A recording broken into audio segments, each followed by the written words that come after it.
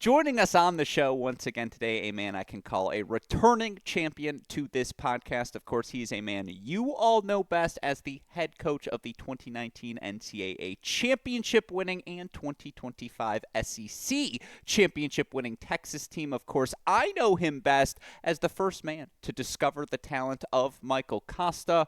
Welcome back onto the program, head coach Bruce Berque. Coach, it is always good to see your smiling face. Welcome back to the show. How are you and the Longhorns feeling as you get ready for the Sweet 16? We're doing good. We're enjoying some beautiful weather in Austin today and getting ready for a good afternoon of training. Yeah, well, you have gotten to work with a lot of awesome players over the year. Does working with a daily show host, is that top five?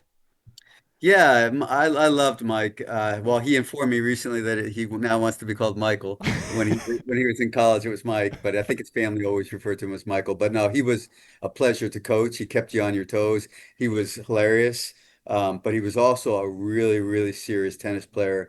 It was really an interesting blend of being kind of the class clown, but once he stepped on the court, he was very detailed about his approach to getting better. And it was a pleasure to coach him and actually have him coach with me. Although reading his book, I realized that he was being a little sneaky on the side there. But he was a good coach. He Yeah. was really a good coach and did a great job. And he was in Austin here recently, and some of our guys and coaches got a chance to go see him perform at the Mothership Comedy Club, and he was fantastic. Yeah. Is it weird like to see him in that role, or was he that funny in the locker room? He was definitely that funny in the locker room. Yeah, yeah, Yeah. yeah. I can tell you some stories for sure. Yeah, I like to hear that. Well, again, I want to talk about your current Texas team. I do want to ask you about one more player from your past because it is very rare that someone, and I think I'll call him in his mid 30s now, reaches a career high inside the top 100 in the pros. That's what Evan King has done in doubles this Yeah. year. And I know, obviously, you and him still close to this day. Like, what does it mean to you to see that? And what does that say about him? Yeah, well, good perseverance for sure. He's always loved tennis, so you have to love tennis to stick around and keep playing for that long. Um, and I'm really happy for him. I'm happy for his family. I know that he's super close with his family, and obviously his mom and dad, especially his dad, love tennis and really are proud of him, and they should be. And I'm just happy to see him having good success. Very, very cool. And then last one, and this will get us full circle to Texas. Elliot Spizzirri's 115 in the live rankings. Like, we both knew he has been that good for years consecutively, but to do it as quickly as he had. Like, I was looking at, I think it was the Sarasota Challenger, and he was the 1 seed. And I was like, a top seed at a Challenger? Like, Yeah. less than a year out? What does that say about Elliot? Does it surprise you at all it's happened this fast? No, it doesn't surprise me, but I am impressed by it. I can't say that I would have been, I would have guaranteed it. But I knew it doesn't surprise me. I do think he was clearly capable of it. But yeah, again, he dipped his toes in the challenger circuit after his junior year and didn't have much success at all that summer and didn't really know if he belonged out there or was questioning some things about his confidence level and made the decision to come back to college and improved and got more experience at that level. And he's made a big jump. To jump into the close to the top 100 in less than a year is super impressive. And on the other side of the other game in tennis doubles, and Cleve Harper is in the top 100 now in less than a year. I know the guys at Ohio State are doing similar things, at least as good, but Cleve I think is up to about 95 or 96, and I'm super happy for him as well. No, it gets back to you kind of knew it as we were watching it this last half decade that the level just was extraordinary. And yeah, you're seeing that with these players going out on the pros. You can point to countless examples, men's and women's side, of players who played in the 2020s and are having serious success right away. Heck, Colton Smith, according to Tennis Abstract, is the 45th best player in the world right now. So, yeah, it translates to this season as well, and that's how I want to get us to the 2025 Longhorns because certainly coming off of a year where you all reached the NCAA final, coming off of a class in Cleve and Elliott and Siem and Micah and, again, all of these guys who accomplished so Yeah, much during their time. Yeah, another great one as well. Like yeah. all the guys who accomplished so much during their time at Texas. If I'd have told you on January 1st you would be 27-4 and the number 3 seed heading into the Sweet 16, you think you would have taken it? Absolutely. Yeah. Yeah. I mean, did you expect this? Like, did you know this team had this level? Um, Once we had our roster finalized for January, I felt pretty good about it, but still, there's so many players that are new to any significant playing time. You never know. And I think in the back of my mind, even though I wasn't consciously doing it, I think there's a comparison to last year's team, and that level may not be there on this year's team, although you can make the argument that it is. But it's a different year in college tennis. There was other programs that were similar to us that lost a lot of players. Um, but I think the thing that I'm most proud about is that the character, such a buzzword, I hate using it sometimes, but the culture that we had in place last year, that's the thing I was worried about. Would we be able to keep that going? Because that group from last year was so close and really got it. But we have been able to do that, and we haven't really missed a beat with that. So that's the thing that I've been really happy about, and I think has enabled our success also. Well, I'm glad that's where you start because I would start there as well. And we'll talk about all the guys individually here in a second. But I saw it at the indoors, and maybe having Elliott in the crowd just reinforced that fact. This team plays with a connective thread that you wouldn't expect given how new so many of the faces are into the lineup. And, to hear you talk about that right away, where do you think that comes from? To what do you credit that? Ultimately, I think all of our players come from really good families and they love college tennis and they get the idea of playing on a team. So I think they're coming in with really good character, passion for the sport, and were raised really well, to be honest. That's where I think it starts. And I think the other thing is, even though many of them are new to the lineup, several of them were on the team last year even if redshirting, like in Timo's case, he was kind of a redshirt slash coach last year. Lucas Brown had significant playing opportunities, even though he wasn't a regular in the singles lineup. Even Evan Burnett has stepped in and helped us this year, and he was a redshirt on the team last year. And then the other thing I would credit it to, I would say, is Pierre. Making the decision, I think consciously, that he wanted to have a different role this year in the team and recognize the team needed him to have a different role. And he's just stepped up his game. Obviously, the results show that, but also I think in his ability to take on more of a leadership role and an example role instead of just kind of being following what Elliot and Micah and some of the other guys were doing. So I think those things together really, put it in a pot and stir it up a little bit, allowed us to kind of keep it going with the culture that we had from the previous year. Yeah, it's not just, by the way, the pieces. It's a new coach coming in as well in Ben True. Becker. How has he helped this season progress along? This team get this good this quickly. Yeah, I mean, we've had I really have loved all the coaches that we've had on with us since I've been here. And I loved Ryan last year, Ryan Littman. He did a great job with the team. He connected super well. He was a good player himself, very good player himself. He was great. So I was disappointed when he left, and so were the players. But I don't know that we could have gotten a better replacement. Benny is a pretty special guy. He's an excellent coach. I really like his approach to coaching. Our guys, more importantly, the guys like his approach to coaching. Um, the most obvious thing that he brings to the table besides his coaching expertise is his ability to um, speak to the fact that he's played and reached the levels that our guys are trying to get to. And so he was a world-class player.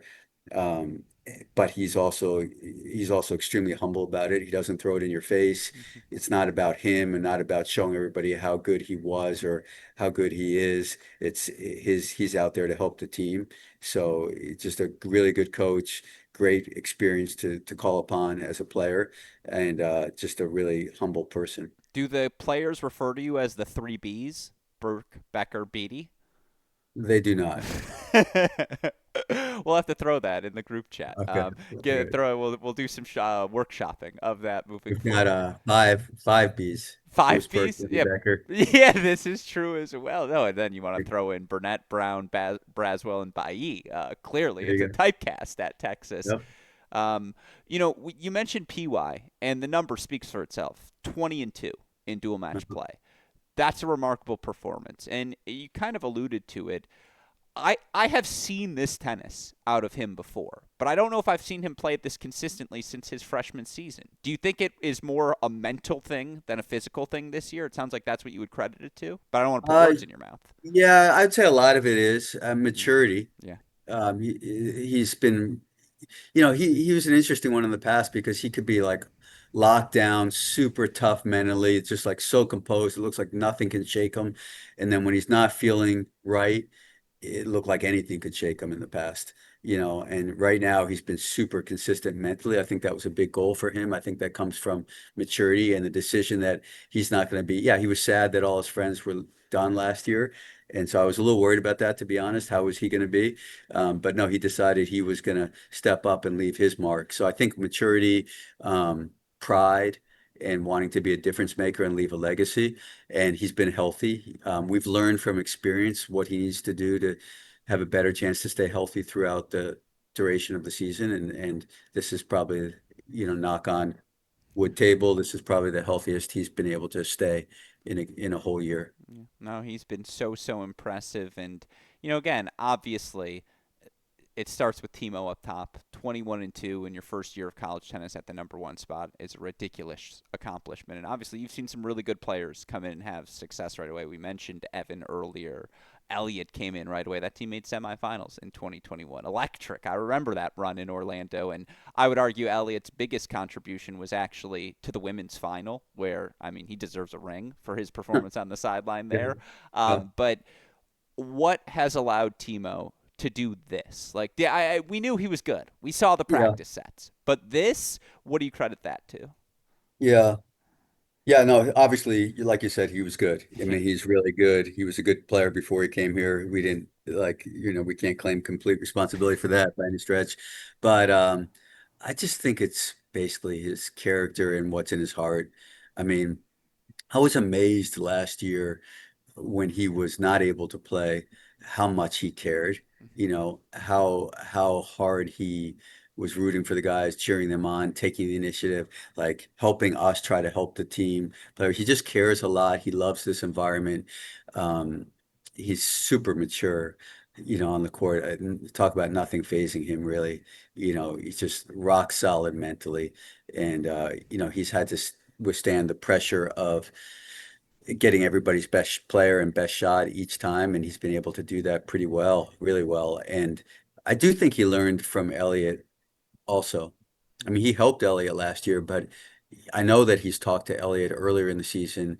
I remember the first time we played at Virginia, uh, um, and he had match points against Hodar and lost it. We lost the match 4-3. I know he was talking to Elliott about some of the pressures he may feel about playing number one every time. So he's humble. He loves it. He's got great character, and he's a great tennis player and athlete too. And the energy he plays with is what you want in college tennis. Like, you're so right, and it starts there, and you can see how it translates to everyone. And obviously, you get that energy in other places as well. And I think you knew this question was coming, but it's three good numbers for you. Lucas Brown, 14-3. Sebastian Eriksson, 15-5. Ali Ojikar, 8-0. How are you feeling as you look at those 5 and 6 spots postseason play ahead? Should we expect a combination? Like, obviously, all of those guys have had their moments this season. What's Right. your read on things? Yeah, I mean, right now, Lucas was out a little bit at the end of the year from singles. He had an injury. Um, we were like unsure when he was going to play again. We put him in the last match, and he held up really well. So we were really happy about that. So it looks like he's ready to go now. So that's great. And then as far as Oliver goes, we're still hopeful that we might be able to see him help the team on the court at some time during the NCAA tournament, but I don't know if that's going to happen. He had an injury obviously earlier in the year, and he's been slower to heal, but it's not over. And I know he's hoping and he's trying, and we're hopeful, but it may or may not happen. Um, and then Ericsson's been a mainstay, and he's playing great right now. He seems to be getting better and better all the time. He's awesome. He's a really quick learner, good player. So I do feel like if we can have two of those three guys on the court, we're in pretty good shape. of course, the other teams are in really good shape too, but I like those players. And then Evan Burnett has helped. He lost his last couple of matches, unfortunately, but he also won some huge matches when he had to step in. He clinched against Oklahoma in his first college match ever, I think it was. No, that's not, is it true? No, that's not true. He played against Mississippi and he won his first four matches, I think, in the SEC. Mississippi was his first one. He clinched against Oklahoma. He clinched against Georgia after saving match points against at number five. So he's proven that he can get it done at times. So he's there ready if we need him. Yeah. But yeah, obviously, with based on experience and level, we're hoping that it can be two of the three players you mentioned, Erickson, Oliver, and Lucas. Yeah, no, it makes a lot of sense to me. I knew the moment that Georgia win happened, like I was making my power rankings of what your power rankings of your favorite wins of the season would be, and Evan clinching over Georgia. I was like, let me just move that up to number one now. Like Yeah, that's got to be up maybe there, right? that. I think so. I think it is. I think it probably. If I had to choose, it probably would be. Yeah, see, Yeah, that was a really fun match. half a decade together, starting to know each other fairly well, Coach. Yeah. Obviously, 27-4 speaks for itself, and your guys have been able to do it in a bunch of different ways.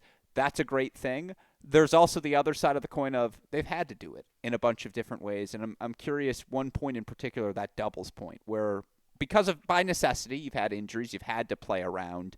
How are you feeling about those pairings as we head into this home stretch? Yeah, it seems like we've gotten some stability in it finally towards the end.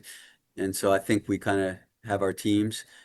Pierre and Seb Erickson have done really well together, and they've played at mostly at three. They played at two and three this week. We have them at two. So I know those lineups aren't official yet, but we have them at two this week. And then Gorsney's been playing with Jonah down the stretch. And then Lucas and Timo, they haven't had a great dual match season. They're about 500. Um, but again, the doubles, you're playing really good teams every time. I feel like their level is good and they've won their last three, I think. So those seem to be our three teams that are most likely to play right now. I think we've got good doubles teams. It's just, yeah, I mean, honestly, it just boils down to how well we can execute each day. Some days it looks really good, some days not so good, but I do feel like we're trending in a pretty good direction in doubles. No, certainly. And again, given the singles depth your team has, up 1-0. Good luck to anyone that faces you the rest of this tournament. That gets me to two questions I wanted to ask, or I'm trying to ask every coach in this series. If you could go back in time and reallocate more time in practice for one thing for your team, what might you spend more time doing this season? Good question. Yeah, I don't know how I would answer that. I feel pretty good about the way we've done things, um, what we've worked on. Yeah, I don't know that I would make any changes, to be honest. I like that. By the way, that's a good answer. I also, again, how's this team, because they're so new together, and we talked about this early, have they spent time off court, like gelling, working on that aspect, knowing that that can be important down a home stretch?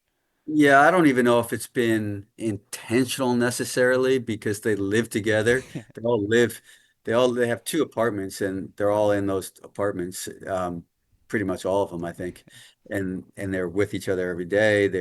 I know they go out for dinner together every Friday night because the dining hall's closed that night and they're together all the time. So they like it. I don't even know if they've had to like force themselves to do it. And they were in that mode from last year, so they've just kept it going, but they like each other. No, It- that's always a good thing for a coach. yeah, And obviously, they've gotten to travel together a ton. First year in the right. SEC.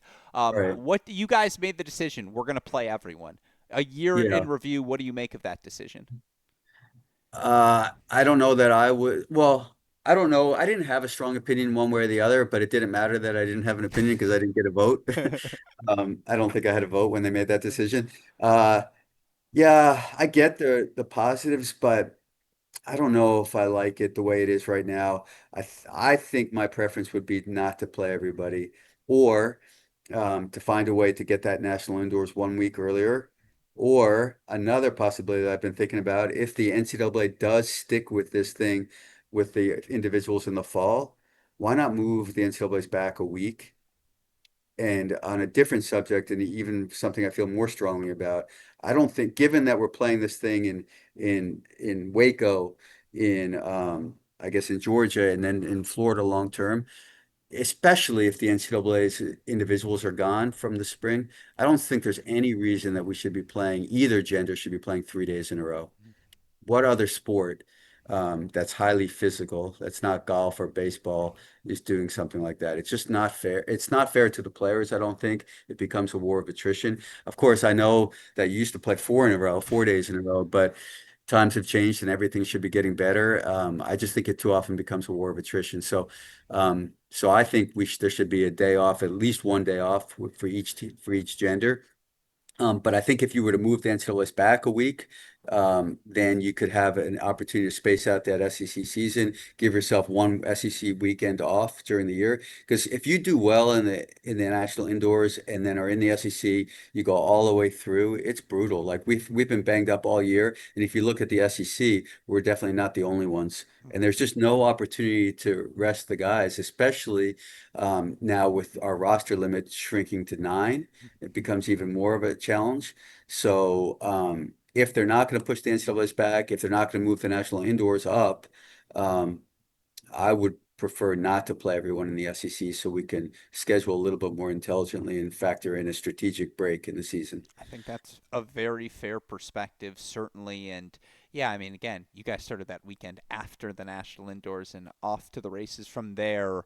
Has Yeah, this, you could be yeah, playing you could be playing Monday yeah, or even Tuesday, and then you could be on the road like we are next year, I think, on the SEC right away. yeah, you go from there to at Vanderbilt. It'll be a Yeah. wake up test for anyone. And, you know, also, you've had the experience to go on the road for the Super Regional. You've had the opportunity to host the Super Regional for multiple times. Half a decade in, has it grown on you? Oh yeah, I do like that. Yeah. I do like the, I think so. Um, I do like that. It's tough. It's tough that only 8 teams make it.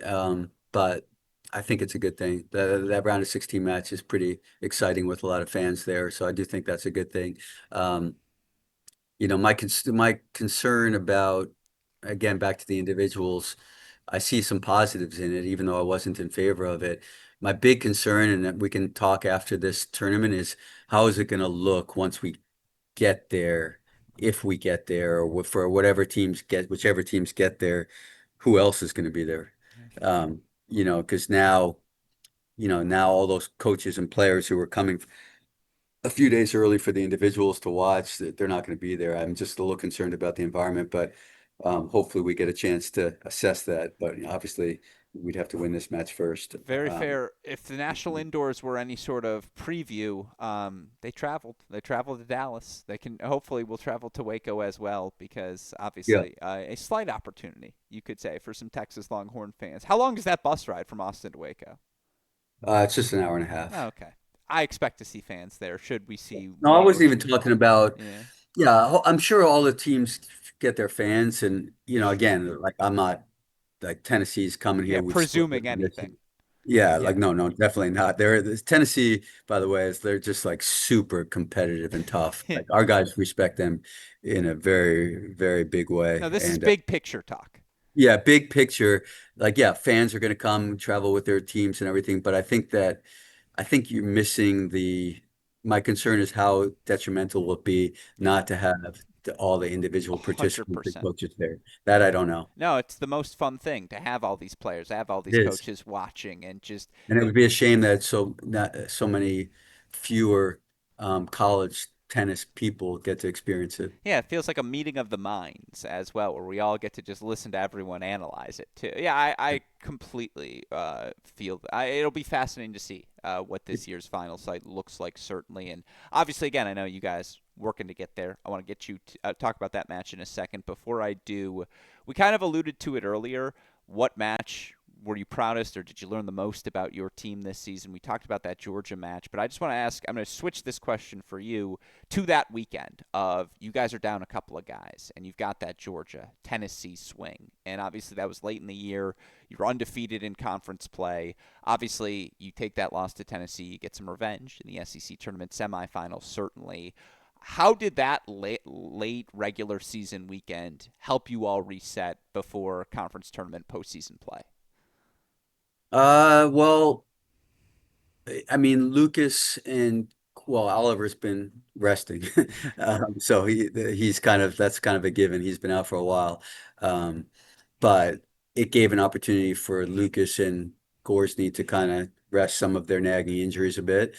Um, I do think it built confidence in it, even strengthened our team confidence in each other because they saw that, Evan and to some extent Rahul too were able to step in and perform and be competitive. Rahul lost both matches, but he did compete really well against Georgia and won the first set at number six. Um, but yeah, I think those two things quite simply giving us a little bit more rest for the guys that were banged up, and then having an opportunity for Evan to make his mark a little bit and show what he was capable of. Yeah, it was again, and how you guys responded in the SEC tournament told the story from there. Um, more broadly, again, last final few questions for you, just some big picture things as well. Obviously, you look at this year's team, a bunch of new pieces. Many of them you recruited as 4-year players. You bring in a guy like Seb as well from the transfer portal.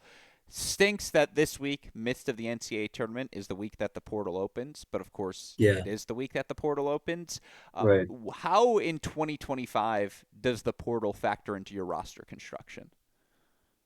I mean, for next season, Just more broadly, just like do you in terms of approaching the portal, like is it let's keep a spot open, let's use it to supplement? How what's your approach? I think I would be if I'm comparing like recruiting somebody from the portal versus somebody not from the portal who's coming in as a freshman. I would think there's a higher standard for what I'd be looking for from the portal. That's my initial feel. Like I want that person if we're gonna do it, I want to make sure that he's gonna be a major impact player, and I really want to do my homework, I guess, to make sure he'd be a good fit too. But my preference would be um, to have somebody come in as a freshman, but I'm certainly open to the portal if it's going to be someone who's going to be a legitimate difference maker and not just somebody who's going to be competing for five and six. No, certainly Seb. That's where we are right now with our roster, given that we don't lose much for next year. No, Seb, Jonah, Richard Ciamara. Like I can point to a couple over the years who all Yeah. came in and had But it's success. different years, maybe different Sure. needs. Like I'm just talking about for next year, Pierre's our only senior. Mhm. Um, that I feel like our depth isn't going to be the problem next year. Yeah, no, that makes a lot of sense to me. In that same recruiting vein, I have said this on multiple podcasts, so apologies to listeners. Feels like last summer was the Wild West in that you'd hear these numbers thrown around and you'd be like, that's just Yeah. not true. That's just inflated. Like, stop it. What are we even talking about here? I know revenue sharing, rosters, the house settlement, there's a lot of change in the air, but how prevalent is that NIL piece in the recruiting conversations you have today? I mean, it has been very prevalent over the last year.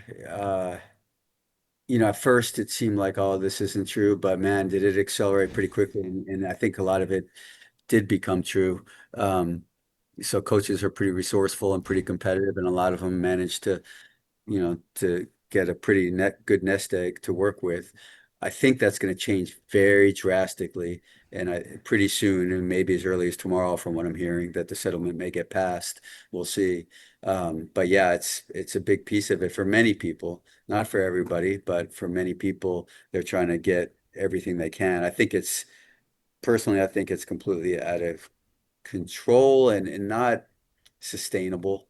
And I just don't think players have that much value. I just don't think they do. I don't think anyone's truly worth it. But that said, um, we've used NIL, and I think that's gonna be a lot more limited starting very soon. But I'm not saying we're above using those funds, but it's kind of it's a big turn off for me if that's the primary, to be honest. And I'm not saying the players who it is a primary for are wrong.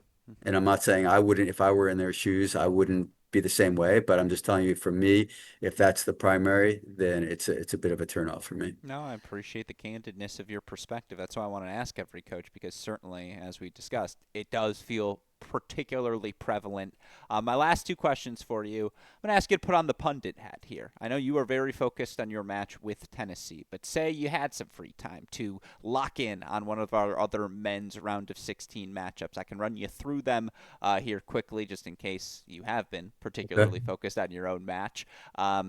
Stanford, South Carolina, UCF, TCU, Ohio State, Mississippi State, Virginia, Arizona, USC, UCLA, NC State, Columbia, Wake Forest, Texas A&M. Which would appeal to you most and why? Yeah, there's some good ones there for Good sure. ones. I mean, I think I'm gonna hop on the bandwagon a little bit about Virginia and Arizona. Yeah. I think that would be an interesting one. UCLA and USC is, I'm sure there'll be some fireworks there. Yeah. Um, I don't know that much about NC State and Columbia, but that seems like a good, really good match too. And then Mississippi State, Ohio State. I think I have a lot of respect for Mississippi State. We beat them 4-3 during the season, but I think they're really good. Mhm. I think that's going to be a battle. Yeah, I think it's gonna be such a good weekend. It's been we're in a half decade run where I do think all these teams can look in the mirror and say, yeah, we can do this, and that belief, that's what makes for fun tennis, certainly. And speaking of belief, I'm sure I don't have to tell you, as you were going to face them as your potential opponent. You saw what Tennessee did last weekend. Down 3-love, served for it twice on six, their opponents. They were down 5-love in that third set on one. You got to play up twice this year. What is, in your opinion, their biggest strength? What's it going to take for you guys to knock them off this weekend? I think their biggest strength is their toughness and competitiveness and fight as a group. I think they're really good. Their top two players are really experienced and really good. Um, they gave us everything we could want and more in both the matches we played at the top. I also think their doubles is we lost the doubles both times against them. Um, they played really good against us in doubles. So I'd say those are their strengths, but the biggest strength they have is just their will and their fight. So we're gonna have to we know if we get through, it's gonna be because we earned it. No, it's going to be such a fantastic battle. Anytime a team plays one another three times throughout the course of the season, again, you know it means there's some sort of trophy on the line in one of those matchups. And yeah, this is going to be a fun one, certainly. Last question before I let you go. Listeners know this is part of my pledge. I want to speak it into reality. 10 years from now, I'm going to write the book. It's More Than Isner, A Complete History of College Tennis. Where does I was trying to think of it in my head, and his coaches were giving me grief. In your mind, you have your 2019 roster. You guys the favorites entering the round of 16? With that roster, are Yeah. we favorites? Uh, yes. Good answer. That's a like. I mean, again, I'm thinking through my head. Siskard, Ito, like all the guys. That there was real depth to that team. Yeah. Like they have the requisite depth, right? And Banzer was playing six, and he was super experienced and tough. And yeah, Harrison Scott. Yeah, no, that was a good. It was a really good team. Yeah. It was a Okay. really good That's team. because someone was asking me to compare champions recently. I actually think I was just asking myself, just Yeah, to try and keep proper historical perspective. Because we'll like, take that 2003 Illinois team too. yeah, that one was pretty good. Undefeated across. Again, they're on the short list, top five conversation. We want to have it. 98 Stanford always likes to butt its Oh nose in. yeah, But yeah, that's why it's like you were a part of 2-4-3, like you just forget the finals. Do they feel the same? Like, is it the same buzz, the same way the final last year, that deciding match, did it feel the same as it felt in 2003, that Illinois Vandy match? Like, is it still the same buzz 20 years later? yeah, I think so. Okay, good. That's what I wanted to hear. I'm gonna have to interview you for this book eventually, because Okay, we're gonna need the stories, how it's all changed. right, But no, it's again, it's a little historical perspective for there everyone you to go. end the show. Sure, Texas men's tennis head coach Bruce Berque, thank you as always for taking the time to chat. Obviously, good luck to you and the team here this weekend, and very much looking forward to watching the guys compete. you got it. Thanks. Good luck getting through everything you got to do this week. Thank you, I appreciate it, All coach. right, see ya. Recording stop.